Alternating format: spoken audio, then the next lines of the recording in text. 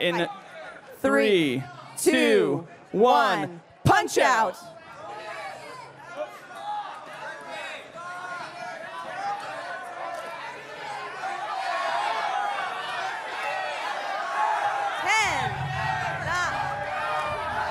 Oh, you gotta go!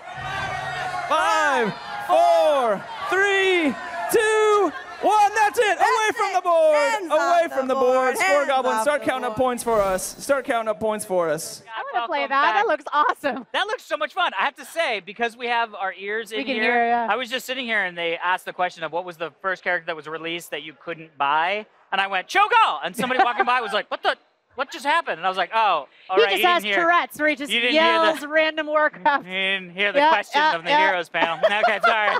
I like how they were just like, punch out all of the StarCraft heroes. And the whole time I was like, Elder, Nova, come on, let's do it. What are you doing? Yeah, and we can see it down here too, so we've been watching it. But right now, guys, we got to send it over to the MLG checkpoint where our good friend Benbow is standing by with an esports update. Hello everyone, tuning in live from the BlizzCon virtual ticket. This is your all-access esports update brought to you by MLG. I'm of course Benson, your host for the MLG Checkpoint live show.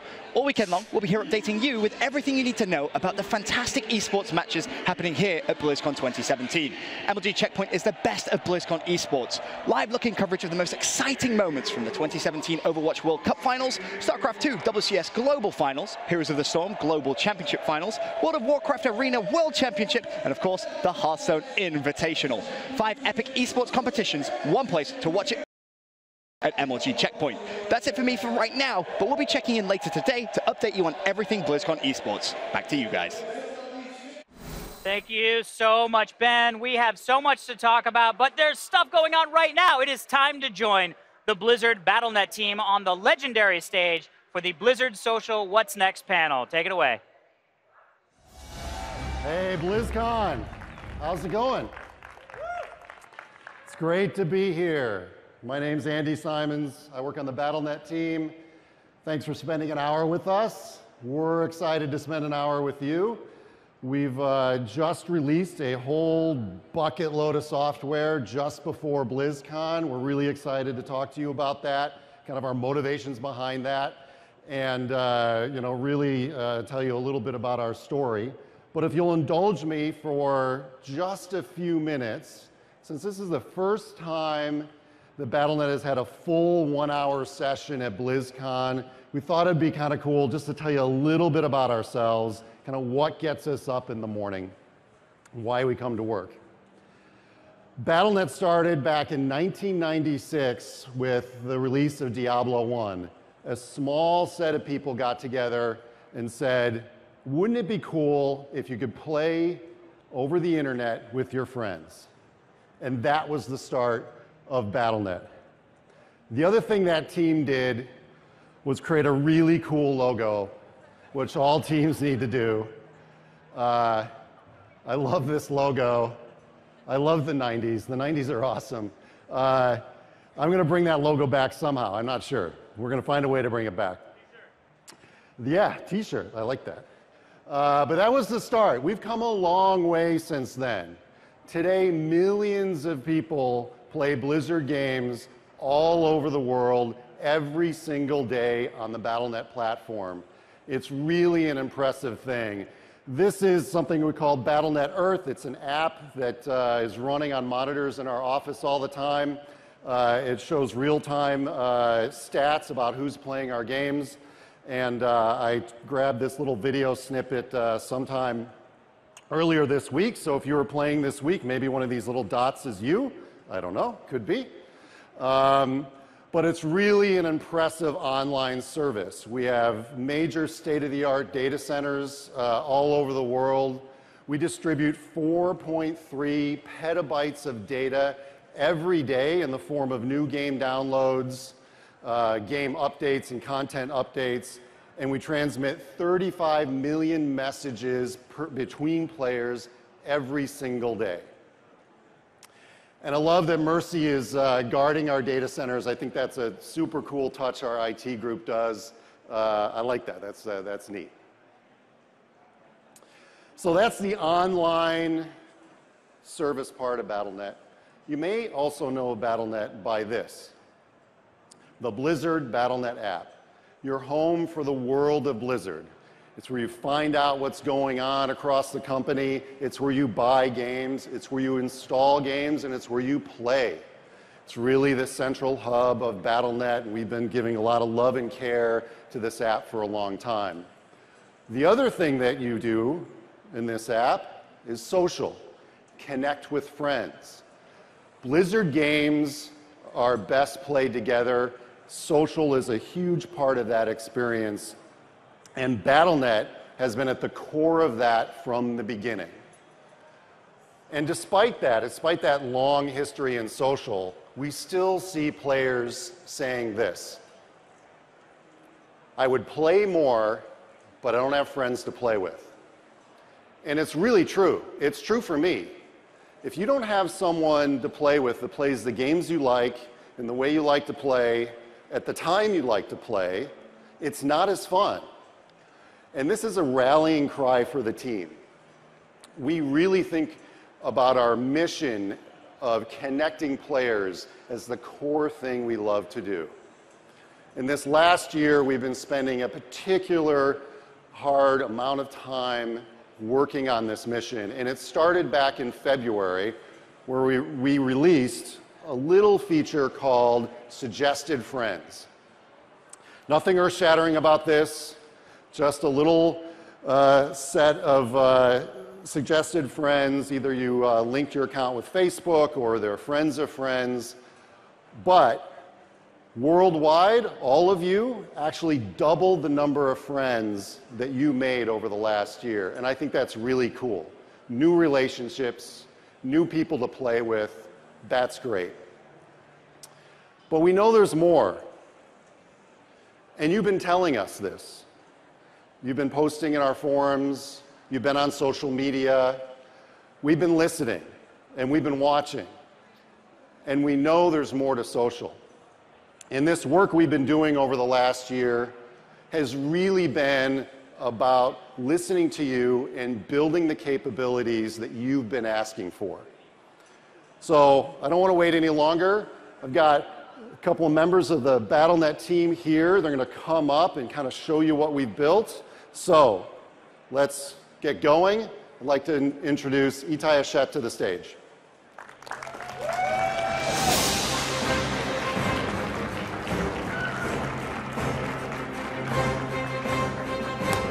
Clicker. Thank you, Andy. Hello, everybody. My name's Itai, and I'm the lead program manager for the Battlenet desktop app. I'm super excited to be here to present some of our team's work, and even more excited to be presenting here at BlizzCon. As Andy said, we've put a lot of thought into creating new features that help you make more friends. But not just new friends, friends you actually want to play with. And with that in mind, I have a question for you. Who here has received a random friend request? See a lot of hands. Yep, same here. I got one of these just the other day after playing a couple of hours of Overwatch and had no idea who it's from. Did not recognize the Battlenet tag, and this really did not tell me anything. Wouldn't it be great if there was a way to learn a little bit more about a player before deciding to accept on a friend request? Well, now there is. I'm here to introduce Blizzard Profiles, a feature that helps you discover more about other Blizzard players.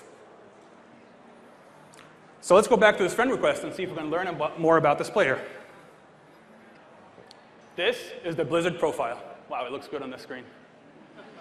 Right away at the top, you can see that this is an Overwatch fan by the banner. The next section is an about that lets you tell the world who you're all about. In this case, I can see it's an up-and-coming Overwatch streamer who's looking for a team. Now that I think about it, I do remember playing with a streamer. She was pretty funny, and we won quite a few matches. If it's her, I'll definitely add her. The next section shows what games they play. In this case, she plays Overwatch, World of Warcraft, and Hearthstone. Big Blizzard fan. Love that. Down below, the link section is one more way for you to tell the world who you're all about. You can link your Facebook profile, your Twitch stream, or even your guild website.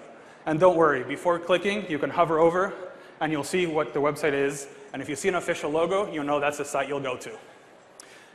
So after checking out her stream, I can confirm it's the streamer. I'm more than happy to add her as a friend. Were it not for the Blizzard profile, I would have likely declined this friend request. But now, I'm excited to add her, and next time I'm looking for somebody to play, I'm more likely to look for her and see she's online. So that was somebody else's profile. Now let's take a look at our own. You can see that it looks pretty much identical with two big changes. First, there's a little pencil icon next to each section, allowing you to personalize and fill the information I'd like. Second, you will see that there's a privacy section down below. Now, we want you to understand that privacy is very important to us, and we think about it long and hard before we put a feature in the market and monitor it and listen once it's out there. As you can see, my profile is set to public, meaning that all Blizzard players can see my profile. But my links are only visible to my friends. One last thing. You see this little icon up there? Back at the office, we call him the Battle Bro.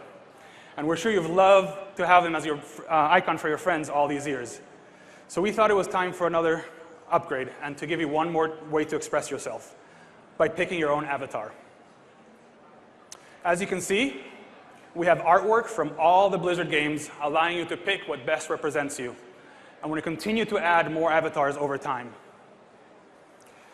So that's profiles. We really want to hear what you think, and with that in mind, I have a quest for you. If you haven't already done so, next time you log on, take the time to personalize your profile, pick an avatar, and let other Blizzard players know who you are.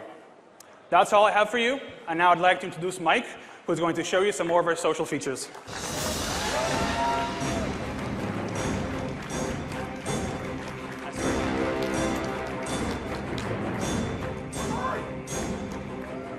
Blizcon, what's up?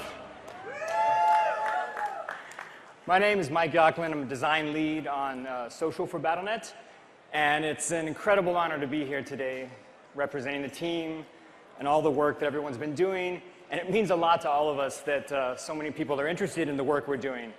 We didn't know what to expect, this being the first time Battlenet's had a panel, so it's quite an honor for us. All right, so I'm going to pick up where Itai left off. Finding the right people to make friends is important, but once you have those friends, we also want to make sure it's really easy for you to stay connected to them. And again, that idea of connecting people, it's such a fundamental part of what Battlenet has always been about. Everyone on the team is super passionate about it. We know you guys are as well, and that's why I'm here today to talk about Blizzard groups. So Blizzard groups, they've been out for a few weeks now, but in case you're not quite sure what they are or you haven't had an opportunity to use them, they're a lot like guilds in WoW or clans in StarCraft and Diablo, except they're not tied to any specific game. They live outside and across all of them, making it easy for you to stay connected regardless of what you and your friends want to play. Internally, we've been talking about the need for a cross-game group for quite a while. We realized there was really unfortunate when you lose a part of your community, when either you or a friend of yours decides to play a different game. Blizzard groups are going to fix that. Blizzard groups are going to be the social bond that helps connect you across games. It's been a really long journey for us to get here, and we're really excited to be here to talk about it. So let's jump in. I want to start by showing you how easy it is to set up a group for you and your friends. So we're here on the Create a Group dialog, and I'll make a group today for some close friends of mine. We've been getting together and playing every Thursday night for a really long time, so for lack of a better name, I'll call this group Thursday Nighters. Now, a name is all I need to set this group up, but I'm going to go ahead and pick an icon just because it's fun. And you can see, just like player avatars, we have a ton of artwork from all of our games to choose from, and we're planning just to continue adding more and more as we go. For today, though, I'm going to pick the taco because that's one of my favorites. Because it's a bunch of my friends, I'll skip description for now. We'll hit create, and that's it. We have our group. Super easy to do. The only thing I need to do now is get the friends in it that I want, and we've made it really easy to pull directly from your friends list. So I'll grab the people that I want in this group, hit send, and as soon as they accept, we're all in the group together. So now we have our group. Let's talk a little bit about what you get with one. On the top side, you can see I have the name of the group, I have a little bit of information about who's online, and then I have the message of the day section. Now, I haven't added one yet, but this just gives me a really easy way to send an announcement or an update out to the entire group. Beneath that, we have channels. And channels are a big part of how you customize this space and make it unique for you. Since I just had a couple friends in here, I've only created a couple of channels, but you have flexibility here to do whatever you want. Now, inside of channels, we have text and voice chat. And text chat for us is something in Battlenet that we know we've kind of lagged behind in terms of features. But we want text chat to feel fun. We want it to feel like any other chat app out there that you've gotten used to. You can see we've started to do a little bit of work bringing some of the fun in. We have emoji support. Links are finally clickable. And the thing that I'm most excited about is we now have chat history. So you'll no longer miss messages when you're offline. When you come back online, you can pick right back up with a conversation, see what everyone's talking about, most importantly, see what your friends are saying about you. Now, in addition to text chat, we also have voice chat. And we learned a lot about how to not do voice chat based on some of our past implementations. You may or may not remember them. This time, I think we nailed it. I might be a little biased, but I think we have one of the easiest to use, best sounding voice chats out there. And with groups, the amazing thing is that once you've created your group and your channels, it's there for you every night. No longer have to recreate and re-invite every time you want to chat with your friends. So that's really convenient, really useful for your friends. But Blizzard groups are actually for more than just your friends. They're also a really good way to help you find more people to play with. So for example, I play a lot more than my friends do, more than just Thursday nights. In fact, I'm online almost every night, looking for people to play with, looking for something to do. And lately, I've been trying to rank up in Hero League. And I want a group to queue up and do that. So that's where Blizzard groups come in. Let's take a look at the group I joined to help me find that. So you can see right away from the name, this group is super focused on ranked heroes. And with about 80 people online, I should be able to find someone to play with. BlizzCon 2017 is brought to you in part by Republic of Gamers, Intel, T-Mobile, and NVIDIA. Such an amazing day. Of course, the Murloc Pajama Men are back in force. I don't know why I don't have a Murloc Pajama Man suit. Well, they just came out, so you can get one. I gotta get one. If only I could find somebody to talk to about it.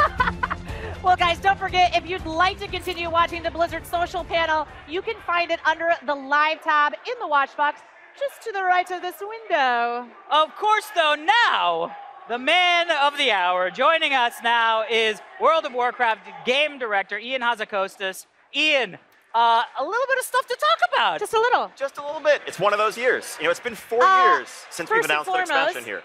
Really? 4 years? The last time we announced an expansion at BlizzCon was Warlords of Draenor in 2013. It's been 4 years since that's happened. Wow. That is nuts. Legion was at Gamescom. You're right, because I was live tweeting it at home, and holy cow. That is fantastic. Wow, I didn't know that. Well, look, we talked a little bit with Mike about this, which was you announced a classic server version, which I know there's going to be more news about later, and that's all great. Which, by the way, everybody went crazy with, including me.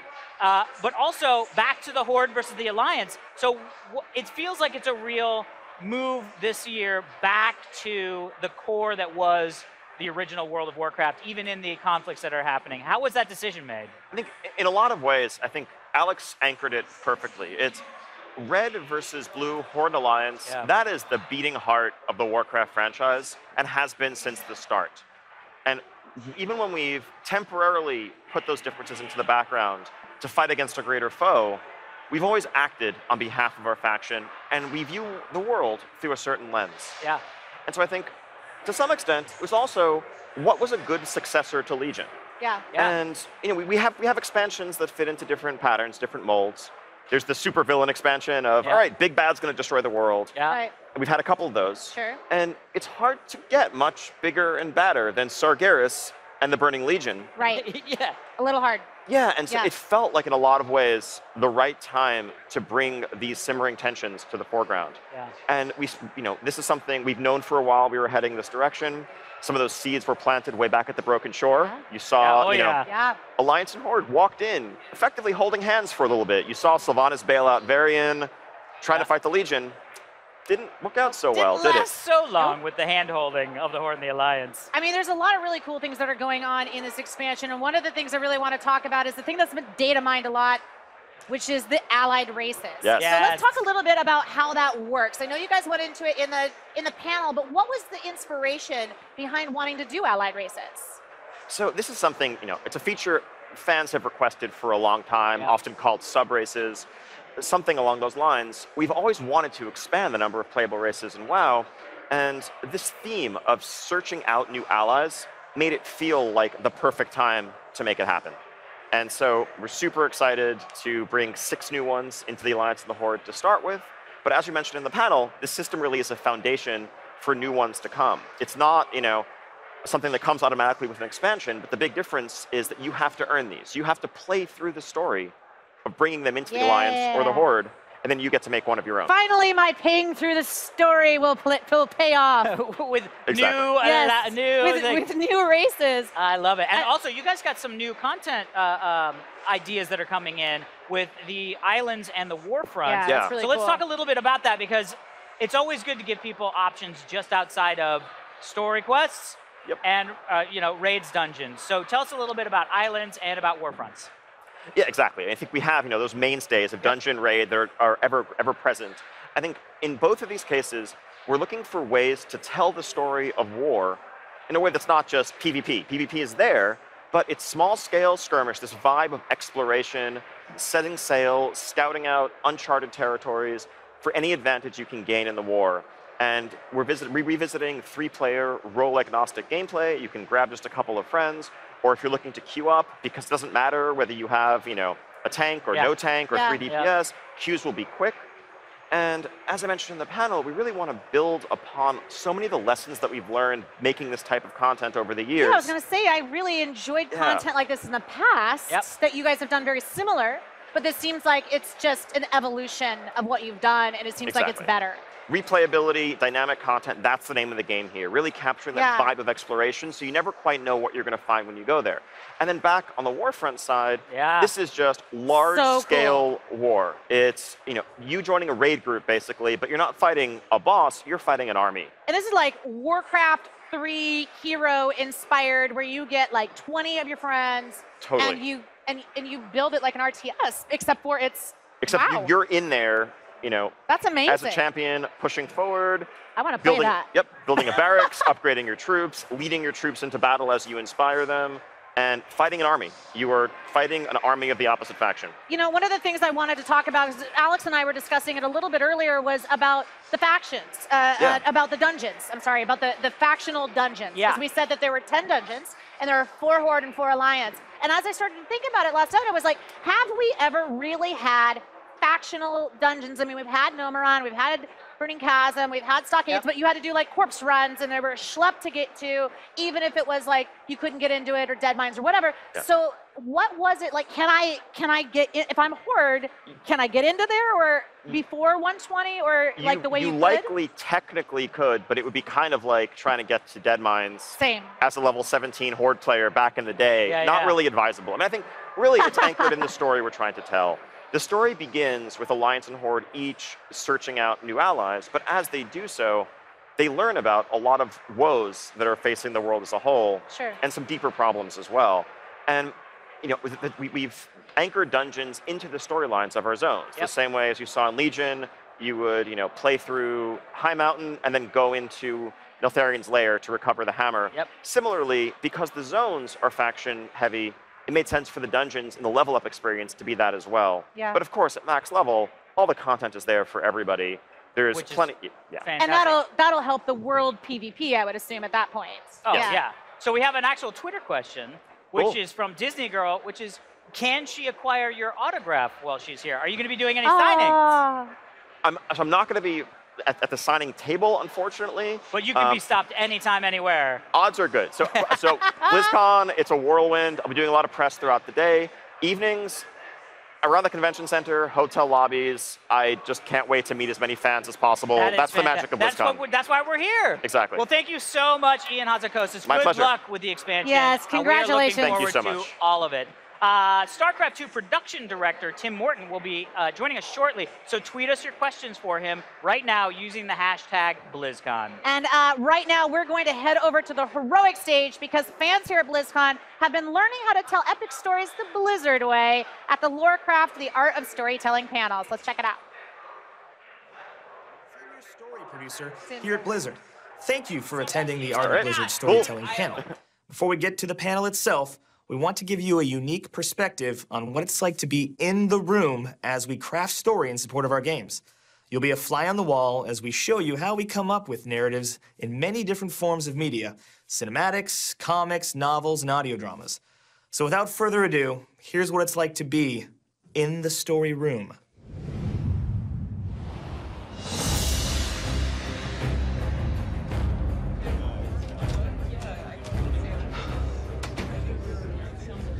All right, everybody, all right. Settle down, settle down. We need ideas to support the launch of the next WoW expansion. Let's hear what you got. Brooks. How about an audio drama? Perfect. What else? Christy. I could write a novel. As long as you kill off all the fan favorite characters. Yes. Robert, comics. Wow me. We're gonna be doing this 4-issue arc. It's gonna be really epic. We're gonna be featuring Hogger, Millhouse Manastorm. Wait, you're not gonna be killing any of those characters, are you? Totally not. Synergy. Love it. Next, what do we got? Well, I'd be happy to direct a cinematic. Whoa. Hold on. I want to direct a cinematic. I challenge you, Makora! So be it! Lore, can I get a little help? Makora. It's Orcish for duel of honor. Traditionally, it's a duel to the death. No. HR clearly states there will be no duels to the death in the building. Take it outside. To the field of valor! You mean the field of misery? No, I mean the park. Oh, right. Okay, do we have a script yet? Writer. I thought this was a lunch meeting. Other writer. This is my masterpiece. Alliance forces in a desperate last stand against the Forsaken as wave after wave. Love it. What's the runtime? 37 hours. Hate it. Burn it. I need something snappier. Scriptbot 2000. Give me some gold.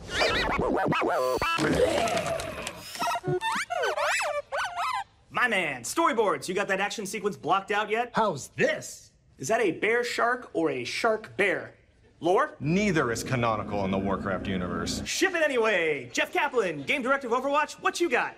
I don't even know why I'm here. Fantastic. And that's how we get it done here at Blizzard. Oh, Scriptbot 2000, you jokester!